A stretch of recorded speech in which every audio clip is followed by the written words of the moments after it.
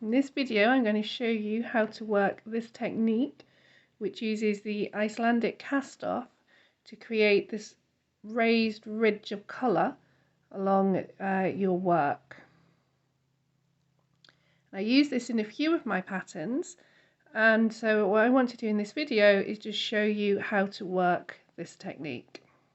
So the first part of the pattern is all about creating the fabric that's going to be used as the base for the lines of colour. And this is usually done by creating stocking stitch with a line of purl bumps running wherever we want the coloured line to go. So in this swatch I've knitted here, you can see the purl bumps running diagonally here across the fabric, so we get to here, and then they disappear up here. So here, rather than them going diagonally, up here they are stacked one on top of the other. If I just push the fabric forward gently, there you go, you can see those purl bumps start to pop forward. And if we actually look at the fabric, you can see there's one here, one here, one here, one here, one here, and then one here right at the top. And these are the bumps that we want to pick up.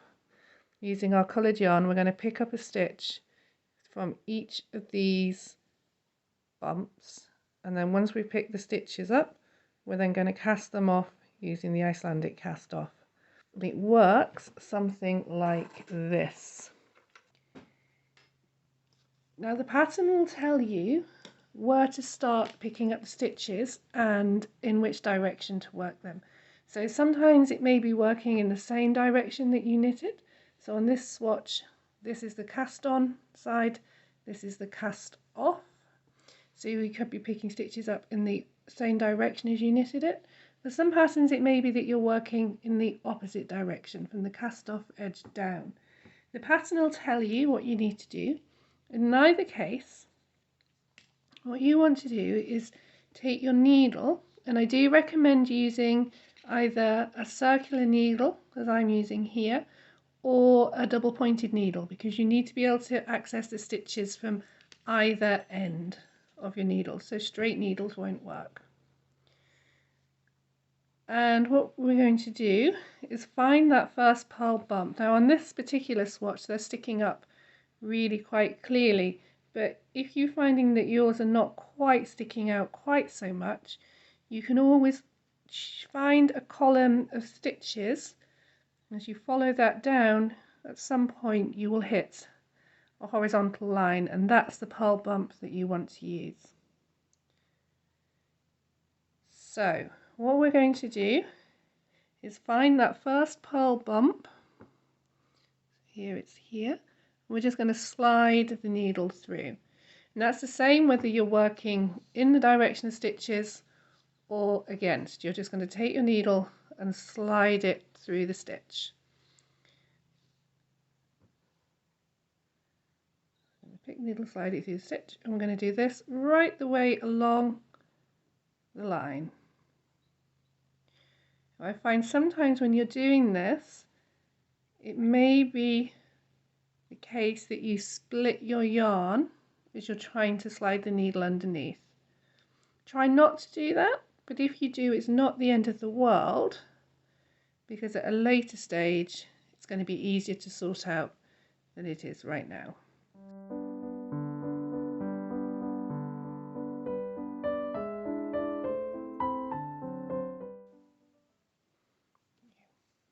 Okay, and once you've got all your stitches on the needle, again the pattern will tell you whether you're going to work from this end or from this end. So we're going to start from this end, and the first thing we're going to do is just knit all of these stitches that we've picked up. Now it's at this stage that if you did split the yarn, or you didn't quite get the needle in the right place, as you're knitting along, you'll be able to see that, and it's an easier time to sort it out one stitch at a time.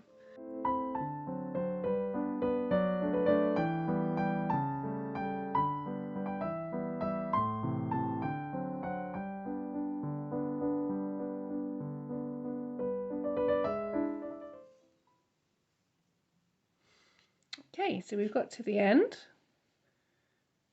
something like this.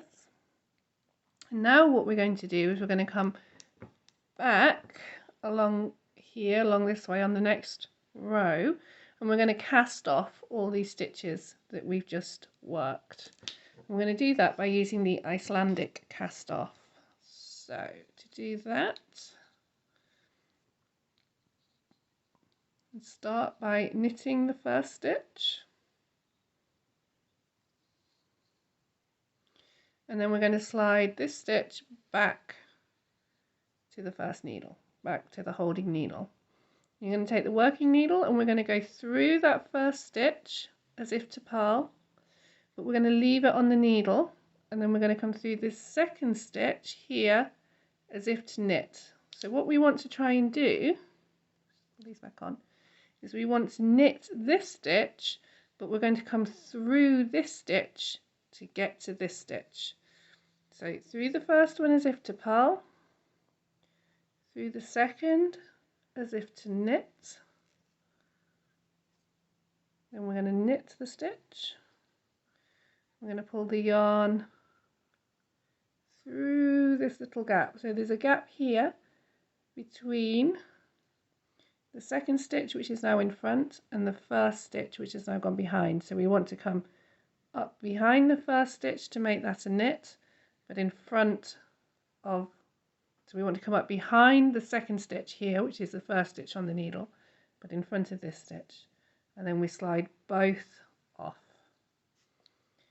We're going to take that stitch back again, and we're going to do those two steps again. So we're going to knit this stitch, but to get to this stitch we're going to come through this stitch.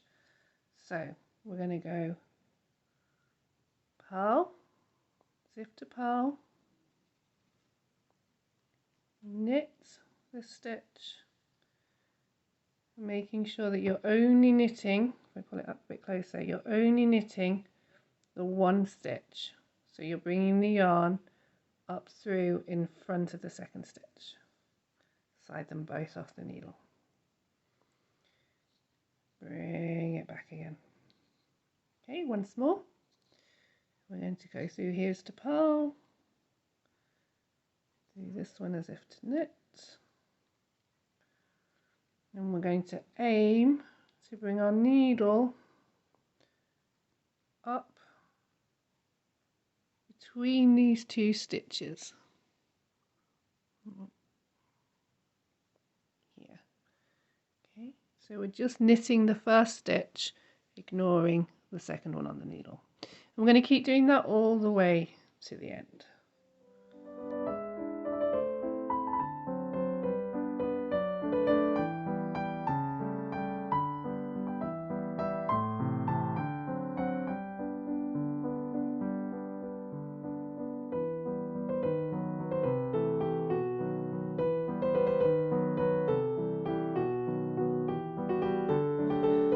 I'm just going to snip my end.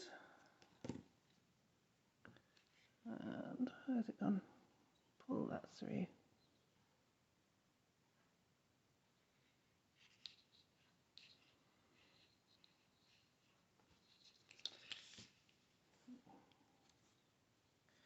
So there we have this raised ridge of colour running all the way along the swatch.